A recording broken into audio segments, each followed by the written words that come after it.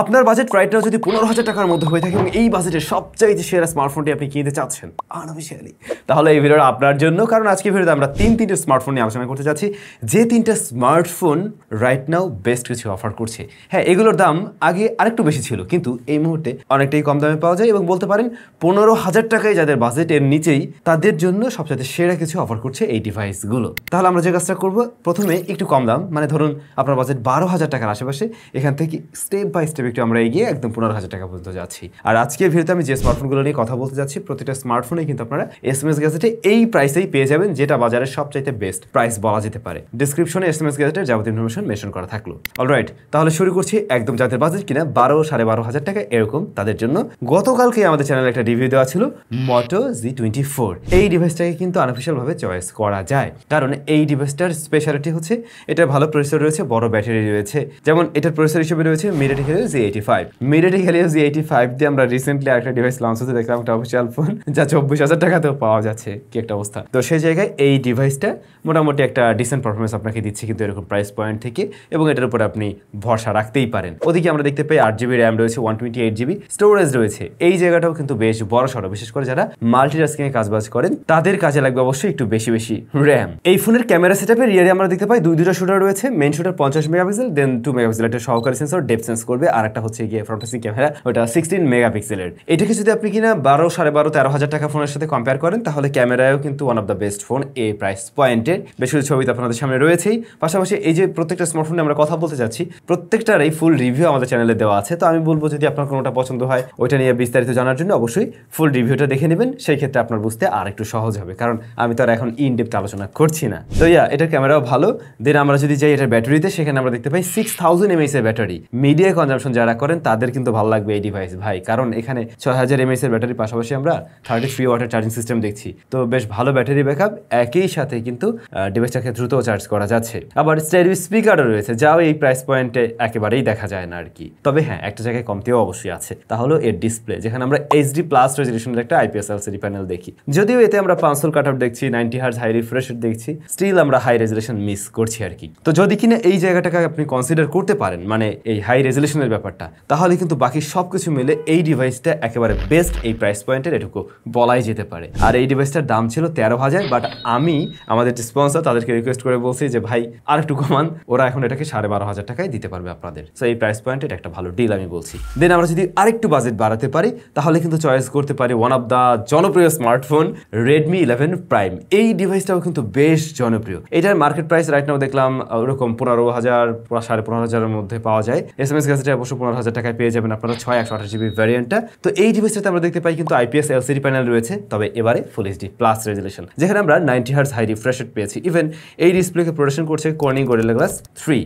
ভালো, বাট একটা জায়গায় আবার একটু পিছিয়ে আছে, পানসোল কাট আউট নেই। এতে রয়েছে ওয়াটার ড্রপ বা ইউ শেপ নচ, যে জিনিসটা অনেকের কাছে আবার ভালো নাও লাগতে পারে। এর বাইরে ডিসপ্লে কিন্তু ভালো হয়। দেন এই স্মার্টফোনের প্রসেসর হিসেবে রয়েছে MediaTek Helio Z99। এটা যথেষ্ট পপুলার এবং পরিচিত একটি প্রসেসর, এই প্রাইস পয়েন্টের বেস্ট প্রসেসর, এটুকু 100% বলা যেতে পারে। এর চাইতে ভালো প্রসেসর আপনি আর কোনো ডিভাইসে দেখবেন না, এটা শিওর। তো এটা দিয়ে চাইলে টুকটাক গেমিং টেমিংও করা যায়, না মোটামুটি ভালোই গেমিং করা যায়। আবার রেগুলার কাজবাজ, মাল্টিটাস্কিং, এভরিথিং খুব ভালোভাবে সামলাতে পারে। পারফরমেন্স সেকশনে শতভাগ সন্তুষ্টতা পাবেন এই ডিভাইস থেকে।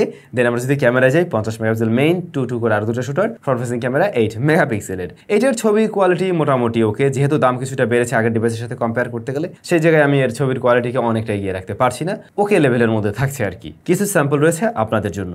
ব্যাটারি 5000 mAh, তবে চার্জারটা ছোট 18 ওয়াটের। তো ব্যাটারি ব্যাকআপ ভালো, বাট চার্জারটা আর একটু বড় হওয়া উচিত ছিল, মানে আমাদের লিস্টে আরো যারা আছে তাদের সাথে কম্পেয়ার করতে গেলে এটার চার্জারটা একটু ছোট হয়ে যায়। তো আপনার যদি এমনটা মনে হয়, আমি MIUI এ অভ্যস্ত, MIUI আমার ভালো লাগে, তাহলে এই ডিভাইসটাকে দেখতে পারেন।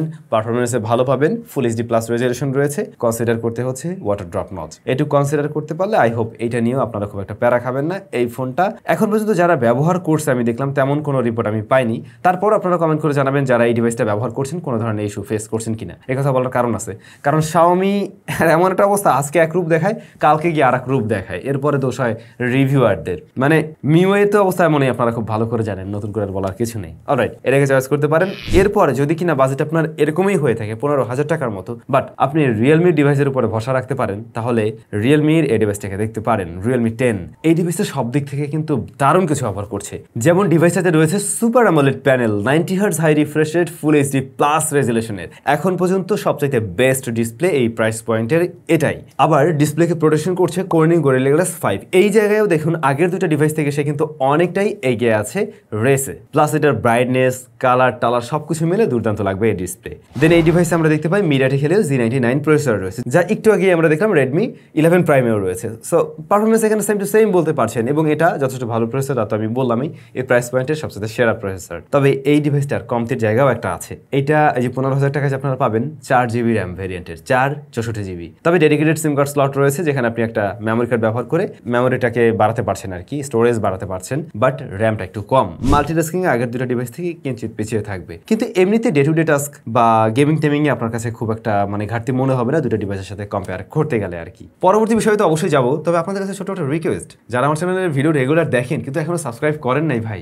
কেন করেন নাই, ভিডিও সাবস্ক্রাইব করে দেন না। আর অন্যদিকে ভিডিও ভালো লাগলে লাইক করবেন, খারাপ লাগলে মাস্ট ডিসলাইক করতে পারেন এবং কমেন্ট করে জানাবেন কেন ভিডিওটা খারাপ লেগেছে। দেন UFS 2.2 রয়েছে স্টোরেজ টাইপ, আর এটার ক্যামেরা সেকশনে 50 megapixel, 2 megapixel front facing camera, 16 megapixel. এইটার ক্যামেরা কোয়ালিটি আগের দুটো ডিভাইস থেকে কিছুটা এগিয়ে রাখবো আমি, বেশ কিছুটা ভালো মনে হয়েছে এবং সব দিক বিবেচনায়। যদিও রিয়েলমির যে নিজস্বতা, একটা কালার টোন একটু কালার বুস্টেড থাকে, একটু পাঞ্চি করে প্রেজেন্ট করে, ওই বিষয়টা এখানেও আছে, বাট ওভারঅল তারপরেও ক্যামেরা সেকশনে আগের দুটো ডিভাইস থেকে কিছুটা সে এগিয়ে থাকছে। দেন আমরা দেখতে পাই 5000 mAh এর ব্যাটারি এবং 33 ওয়াটের চার্জিং সিস্টেম। এই জায়গাটাকে আপনি খারাপ বলতে পারছেন না কোনোভাবেই, এই জায়গাটাও স্ট্যান্ডার্ড।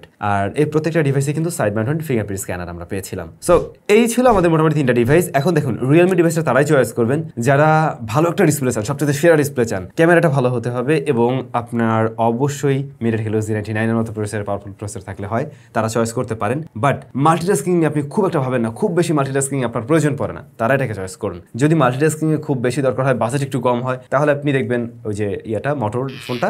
আর যদি মোটামুটি মনে হয় না সব দিক থেকে মোটামুটি একটা ডিসেন্ট পারফরমেন্স হলে চলবে, ডিসপ্লে IPS হলেও সমস্যা নাই, পাঁচল কাটার না থাকলেও সমস্যা নাই, দেন আপনি গিয়ে রেডমির ফোনটা চয়েস করতে পারেন। এই ছিল বিষয়াদি। আপনাদের কাছে কোন ডিভাইসটা সবচেয়ে বেশি ভালো লেগেছে কমেন্ট করে জানাবেন। আর এরপরে আমরা কত টাকা প্রাইস পয়েন্টের ফোন নিয়ে এরকম টপ 5 বা 3 একটা ভিডিও নিয়ে আসবো, সেটাও কমেন্ট করে জানাতে ভুলবেন না। ভালো থাকুন, সুস্থ থাকুন, টাটা।